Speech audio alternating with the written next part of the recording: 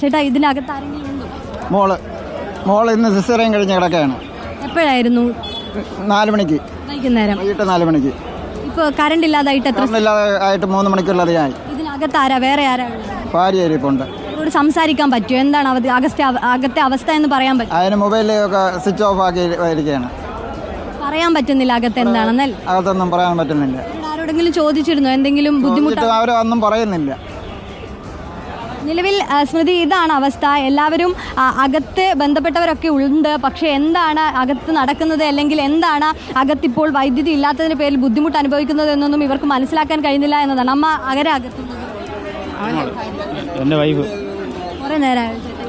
2 മണിക്കൂറായി. കറണ്ട് പോയിട്ട് 2 മണിക്കൂറായി. അവരുമായിട്ട് ബന്ധപ്പെടാൻ പറ്റും? കുറച്ച് മുന്നേ അവർക്ക് ചാർജ് ഇല്ല, ഭയങ്കര ചൂടാണെന്നാണ് പറയുന്നത്. കാര്യം പ്രസവിച്ച് ഇപ്പം കിടക്കുകയല്ലോ, അപ്പം വീശറി വാങ്ങിച്ചു കൊടുത്താണ് വീശിക്കൊണ്ടിരിക്കുന്നത്.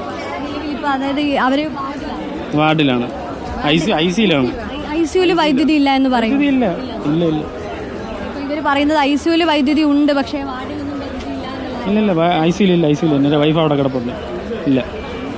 സ്മൃതി, ഇതാണ് ഇവരുടെ ആശങ്കയും അത് തന്നെയായിരുന്നു. ഐസിയുവിൽ അടക്കം വൈദ്യുതി ഇല്ലാത്ത പ്രശ്നമുണ്ട്. അപ്പോൾ എങ്ങനെ ഇന്ന് ഈ പറഞ്ഞതുപോലെ ഇവർ പറഞ്ഞത് പ്രകാരമാണെങ്കിൽ വൈകുന്നേരം 4 മണിക്കും 4 മണിക്കും ഒക്കെ പ്രസവിച്ചവരാണ് അകത്തുള്ളത്. ഐസിയുവിൽ കിടക്കുന്നവരുണ്ട്, വാർഡിൽ കിടക്കുന്നവരുണ്ട്, ചെറിയ മക്കളാണ്.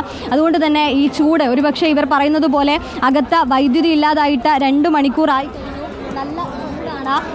ഈ ചൂടിനിടയിൽ എങ്ങനെ നിൽക്കും? മറ്റ് സംവിധാനങ്ങളുണ്ടോ? അവർക്ക് എങ്ങനെ ഈ ശരിയായ ചികിത്സ നൽകുമെന്നുള്ളതടക്കമുള്ള സംശയങ്ങളാണ് ഇവർ ഉന്നയിച്ചുകൊണ്ടിരിക്കുകയും ചെയ്യുന്നത്. അതുതന്നെയാണ് ഇവരെ ഇത്തരത്തിൽ വികാരാധിതരാക്കുകയും ചെയ്യുന്നത് എന്നതാണ്. ചേട്ടാ, ഇതിന്